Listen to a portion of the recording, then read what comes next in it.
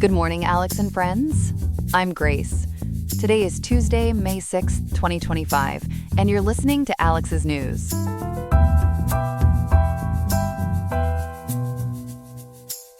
It is a cool spring day in Riverside, with the forecast showing a high of 67 degrees and an overnight low of 56 degrees. Perfect weather for a walk, perhaps? Later in the program, we will take a closer look at Israel's intentions for indefinite control in Gaza and what that could mean for the region and beyond. We will also investigate why, 2 decades on, the full enforcement of Real ID requirements is still encountering significant difficulties and delays across the country. We are covering these important developments and more, so be sure to stay tuned to Alex's News.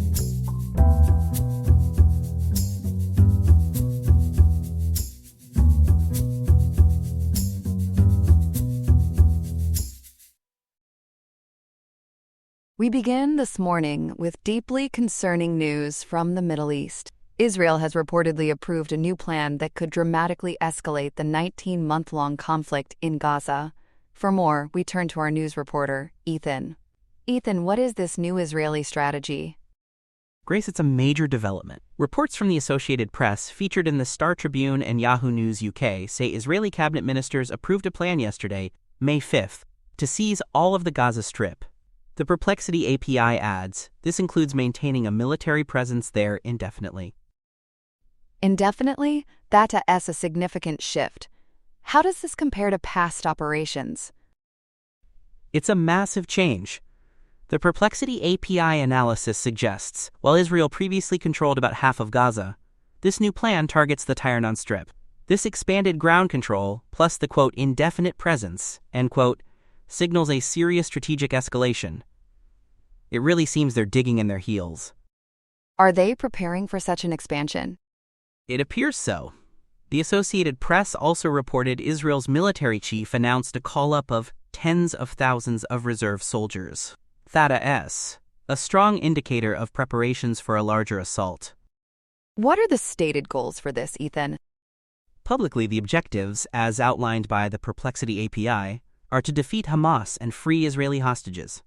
However, critics, noted by Yahoo News UK and the Perplexity API, warn this could lead to a prolonged Israeli occupation, a real sticky wicket for the region. The humanitarian situation in Gaza is already so grim, this must be terrifying. Absolutely. The Star Tribune and Yahoo News UK describe Palestinians exhausted after 19 months of bombing, facing severe shortages of food and medicine due to import restrictions Israel imposed in early March. Aid groups warn of rising malnutrition. A charity kitchen worker told the Star Tribune they fear children will starve. And this new plan could worsen that? Precisely. This Israeli plan, reported by Yahoo News UK and the Perplexity API, risks worsening the crisis by potentially displacing hundreds of thousands more. The Star Tribune reports over 52,000 Gazans have been killed in the conflict, following the Hamas attack on October 7, 2023, where about 1,200 Israelis died and 251 were abducted. Yahoo News UK also noted Operation Might and Sword in March ended a ceasefire, killing over 855 Palestinians. What about the Israeli hostage families? They're deeply concerned. According to the Star Tribune and Yahoo News UK, they fear a wider military operation jeopardizes their loved ones' safety and any chance of a ceasefire, which they see as the best hope. Is there pushback to this within Israel? Yes, Yahoo News UK mentions protests outside Parliament. One stark reaction they cited questioned the strategy with, quote, "What's left for you to bomb?" end quote, showing deep despair. News 4 Jax also highlighted the regional alarm this Israeli plan has caused. U.S. President Donald Trump visits the Middle East next week, about 7 days from now. Could that affect Israel's timing? Theta-S key. The Star Tribune and Yahoo News UK suggest Israeli leaders might delay full implementation until after President Trump's visit, potentially opening a slim window for diplomacy. The Perplexity API notes this hints at U.S. diplomatic engagement. Has the Trump administration officially responded to this new plan? As of today, May 6th, the Perplexity API indicates no specific public statements from the Trump administration on this May 5th plan. While President Trump previously spoke on aiding Gazans and criticized Hamas, his stance on this indefinite presence plan is unknown. The Perplexity API also points out this could clash with earlier U.S.-backed proposals for Gaza's governance. What about key regional players like Egypt? Egypt's stance is vital. The Perplexity API highlights Egypt's strong opposition to permanent Israeli control of the Philadelphia corridor, the Gaza-Egypt border, viewing it as a treaty violation. This plan will surely create friction. And the broader international view? While specific statements on this May 5th plan weren't detailed, historical opposition to prolonged Israeli occupation suggests widespread condemnation is likely, especially given mass displacement risks. Yahoo News UK recalled earlier condemnations from Canada, the Netherlands, and Gulf Cooperation Council members. The EU's response wasn't covered. Finally, Ethan, this quote indefinite presence end quote. Has Israel laid out any conditions for its end? An exit strategy? Not publicly, Grace. No specific benchmarks. The Perplexity API suggests implicit conditions might include defeating Hamas, freeing all hostages, and ensuring Gaza isn't a threat. But without a clear public exit strategy, concerns about a protracted occupation and its dire humanitarian impact are paramount. This ambiguity isn't exactly pouring oil on troubled waters. A deeply concerning situation. Ethan, thank you for that thorough update. It sounds like the region is bracing for more difficult times. For our second story this morning, we are on the eve of a major deadline that could impact your travel plans. After 2 decades, the Real ID Act is set for full enforcement tomorrow, May 7th. Joining us to unpack this is our reporter, Chloe. Chloe, this has been a long time coming. It certainly has, Grace. The Real ID Act was passed by Congress way back in 2005.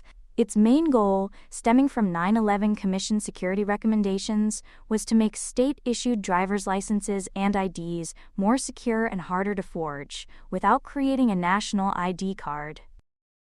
20 years is quite the delay. What took so long for it to finally, shall we say, get its credentials in order? That is a good way to put it, Grace. The journey was complex. Initially, about half the states resisted, citing concerns over costs, citizen privacy, and logistical issues. This led to multiple extensions. You might have seen compliant cards already, often marked with a star, giving them that little bit of, star treatment. The Department of Homeland Security, or DHS, issued its latest extension on December 5, 2022, pushing enforcement to May 7, 2025, which is tomorrow. This was to allow states more time and to address pandemic-related backlogs. So, tomorrow, May 7th, is the big day. What exactly changes for travelers? Starting tomorrow, U.S. travelers aged 18 and older must present a Real ID compliant license, or ID, or another TSA acceptable form of identification for domestic flights and to access certain secure federal facilities. Non-compliant travelers may face additional screening and delays. The TSA, THATA-S, the Transportation Security Administration, anticipates enhanced security protocols. THATA-S crucial information.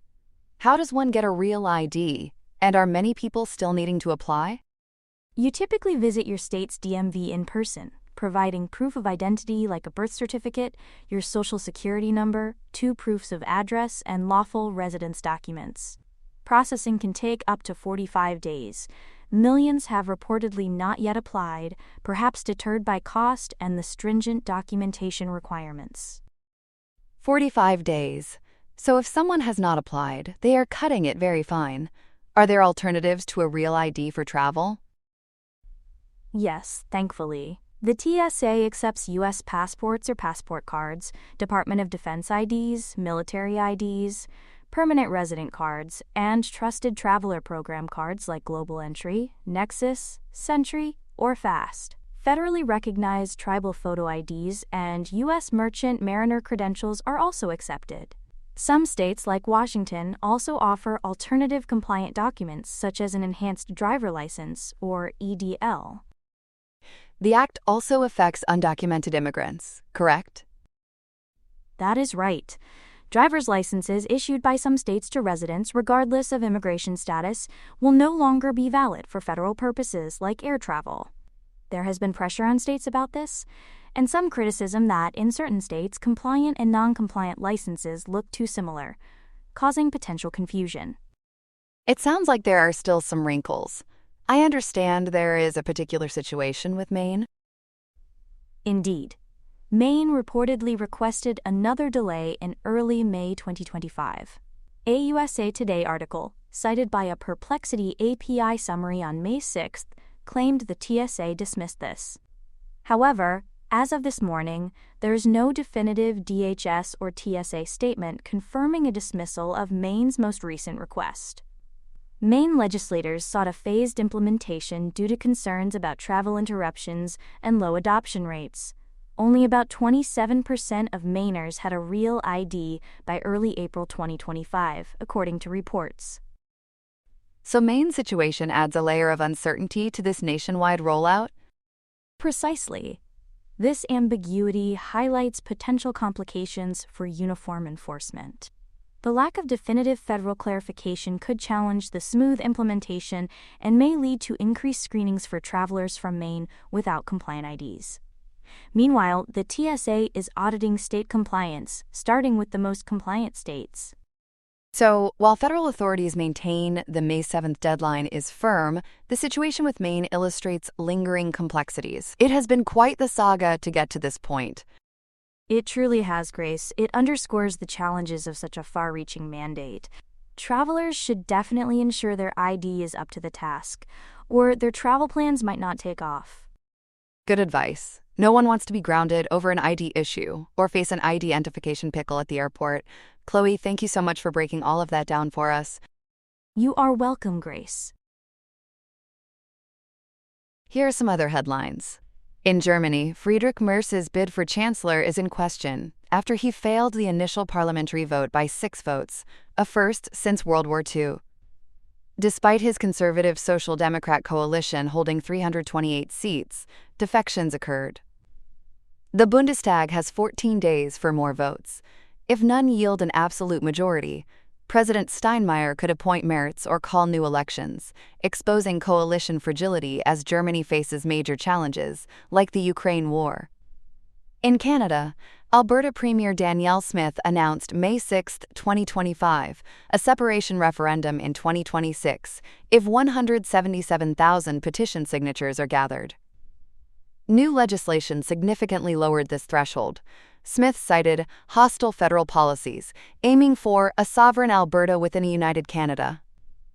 This is the first such move by a non-qua copyright Quebec province since 1995, despite constitutional and economic concerns. Turning to U.S. immigration, the Trump administration has outlined major new policies. These include enhanced enforcement, new Homeland Security task forces, and expanded expedited removal. A new rule requires all non-citizens to register with DHS or face penalties, encouraging self-deportation.